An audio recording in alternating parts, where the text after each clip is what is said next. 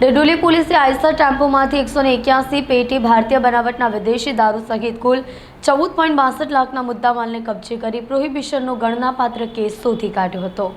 સુરત શહેરના police commissioner Anupamsinh Gehlot અને અધિક પોલીસ કમિશનરે શહેરમાં દારૂ જુગારની અસામાજિક બદીઓને નાબૂદ કરવા ડિંડોલી પોલીસ સ્ટેશન વિસ્તારમાં પેટ્રોલિંગ રાખી દારૂ જુગારની અસામાજિક બદીઓ મળી આવે તો કાયદેસરની કાર્યવાહી કરવા સૂચના અને માર્ગદર્શન આપ્યું હતું, જેથી Dindoli police inspector RJ Chudasama સાથે સર્વેલન્સ સ્ટાફના પોલીસ સબ ઇન્સ્પેક્ટર એલેશ મસાણી સર્વેલન્સ કોડના માણસો સાથે ડિંડોલી વિસ્તારમાં પેટ્રોલિંગમાં હતા।